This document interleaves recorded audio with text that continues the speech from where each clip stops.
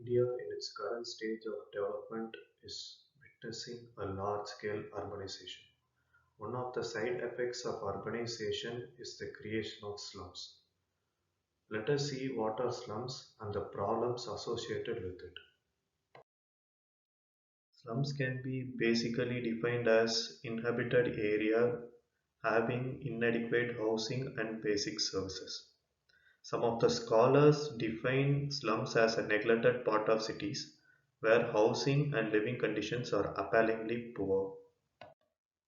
Census of India 2011 defines slums as residential areas where the dwelling are unfit for human habitation.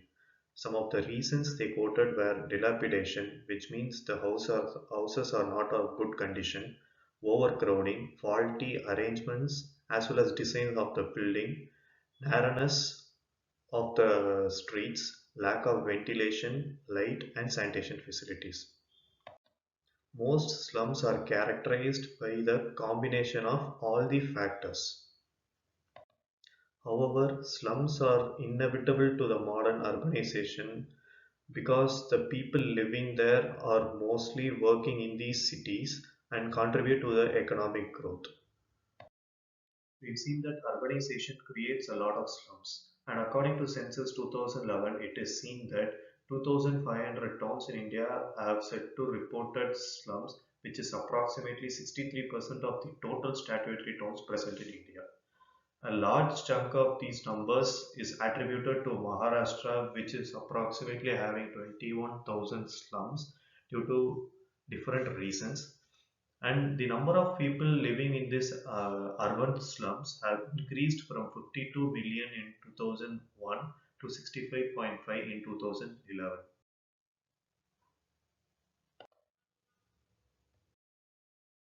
Let us see the factors responsible for growth as well as the creation of slums.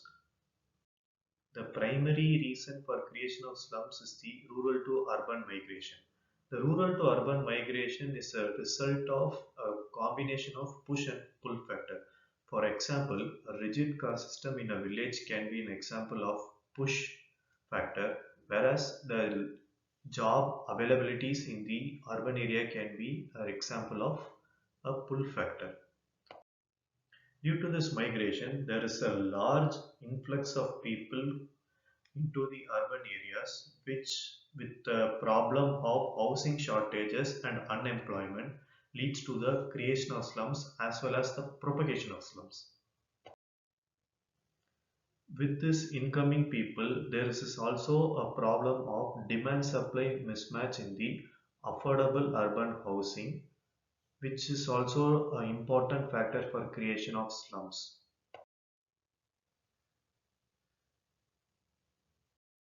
One of the important reasons for creation of slums is the limited access to the financial resources. So the slum dwellers are typically forced to live in the uninhabitable areas. For example, if a person who is in search of job coming to an urban area because of his low purchasing power is often forced to live in the low and is affordable areas which are often below standards or in a poor standard areas. And another reason can also be quoted because of the poor urban governance. Because of outdated and rigid urban planning regulations, the laws are almost bypassed by the slum dwellers who, because of their affordability, often prefer to live in these underdeveloped conditions. Sometimes vote bank politics also play an important role in the slums growth because even though cities and major urban areas see a voting turnout of about 60 to 70%, these urban slums see a voting turnout of about 90 to 92 percentage, which is very high, and they often play a very important role in the underdevelopment of these slum areas. Scholars often quote that poverty breeds poverty. This is a classic example of how slums are formed. If we see the reasons why these slums are formed, it can be because of two reasons. One is poverty, another is the lack of affordable housing. The reason for these two can be because of income inequality, because these people living in these urban are mostly in the informal sectors, thus they are paid very low for their work. And next is the economic growth. Because of their nature of jobs, they do not have the social security and are often forced to work only in the age group of about 15 to 50 years, and beyond which they are dependent on some other people. Another reason is the in-migration. A large people coming in search of jobs in their initial days are dependent on these other people. Thus, a financial burden on a person is considerably high in these slum areas.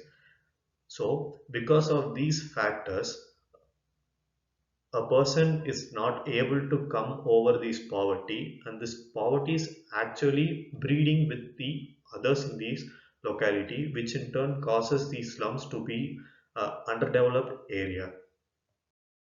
If we see the problems faced by these slum dwellers, the most important problem is the lack of basic facilities such as drainage, drinking water, lack of electricity, and sometimes even the footpaths or the street lighting.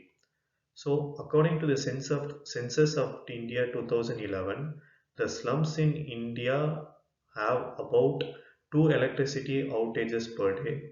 So, these outages do not have the specific time and sometimes even occur for a length of 10 to 15 days. 58% of these slums have open or no drainage facilities. 43% of these slums have to bring water outside their community, which in turn leads to a lot of human work. 26% do not have access to clean drinking waters. Uh, and 34% of these slums do not have a clean latrine facility, and 90% of these people openly defecate. A combination of these problems will have a lot of health implications in these people. Next is the substandard housing. The most of the housing in the slums are made of non-permanent materials and are highly unsuitable for the living conditions. These materials are mostly prone to dilapidation conditions, which leads to a hazardous living condition such as tin sheets. Next is the overcrowding. Because of low space availability and lack of financial resources, most people are forced to live in a highly densely populated area. Many examples can be seen in which families live in a one room unit which they use for sleeping, cooking, and living. So, if we see in a time of COVID-19, these highly populated areas is a very dangerous as well as area prone to the spread of disease. Since these slums are developed in the outliving areas of the cities, they often are prone to the hazardous nature such as toxic emissions or waste disposals. We've seen that because of the lack of fresh water as well as the drainage facilities available to these people, and even lack of latrine facilities, the health of these people is often in a dire state. So these people are at a great risk of contracting waterborne diseases as well as respiratory diseases such as asthma, which can be actually related to the proximity to the industrial areas as well as at the risk of transmission to their families. There is also a social stigma attached to these people because of their social exclusion. The crime rates in these slum area are also considerably high because of different factors such as absence of education as well as a perceived earning factor patriarchal mindset. So there is considerably high gender discrimination and the violence against women and children are also considerably high. And in certain slums, the issue of substance abuse is also area of concern. We've seen the problems faced by the slum and the people living in these slum areas. So let us see the steps taken by the government of India for their uh, grievance redressal. So the first important program which was undertaken by the government was the National Slum Development Program. It was initiated in the year 1996 and provided loan and subsidies to the states depending on their urban slum population. Thus, this aimed at addressing the basic problem of housing facilities of the people living in these urban areas. It aimed at building good housing areas where the people can be shifted from these places to these newly constructed areas. Next important scheme was the Integrated Housing and Slum Development Program. The objective of the scheme was to provide shelter and basic infrastructure facilities to the slum dwellers. So instead of developing the area which is away from their dwelling area, basic facilities was brought into their existing dwelling area. So this aimed at providing the basic facilities such as sanitation, drinking water, as well as street lights and electricity. The next important scheme was AMRUT. It is a short form for Atal Mission for Regeneration and Urban Transformation. It aimed at bridging the gap between the infrastructural necessity and their accessibility. We know that the urban governance was often neglecting the problems of the slums, and it aimed at bridging the corporation of a city and the slums area of the city, and it was widely successful for the facilitation of their problems. Rajiv Awas Yojana is one of the most successful programs undertaken by the Government of India to address the problem of slums. It aimed at bringing the existing slums into the formal system and enabling them to have the same level of basic amenities as the rest of the town. The success of this program lies in the mechanism in which it addressed the failure of the formal system that lies behind the creation of these slums. It also highlighted the important social stigma that were attached to the creation of slums and addressed it. It also addressed the important issue of shortage of the urban land housing, and it took the people to new shelters that were created for these newly urban poor. Pradhan Mantri Awas Yojana. It is one of the most important schemes ever taken by the Government of India. It aims at providing housing for all in the urban area. It aims at by 2022 every Indian family will have their own house. It is also important because it was a scheme of public-private partnership housing, affordable housing scheme. It means that land is seen as a resource and the incentive is provided in form of subsidiary for either individual house construction or enhancement of their own houses. It is aimed to promote affordable housing for weaker section by the credit as well as bring them into the formal urban settlement. We have seen that there are schemes undertaken by the government for slum development as well as bringing basic facilities to them. But there are also challenges lurking at them. So the first challenge is the question over slum land ownership. We can see that there are no systematic land records for the areas in which these slums are developed, and in over the period of time, because of the non-transparent deals and as well as the ownership conflicts, the ability of the government to decide the ownership is also under a very big question. The next problem is the inadequate formal housing. We have seen that Pradhan Mantri Awas Yojana aims at housing for all by 2022, but the rate at which the informal housing is being destroyed exceeds than the rate at which the formal house is being constructed. So this not only does not address the problem it was stated, but it also creates an extra problem of non-housing the people. The next problem is the illegal subletting. We have seen that in certain programs, government has created a better housing area which is done for the slum dwellers.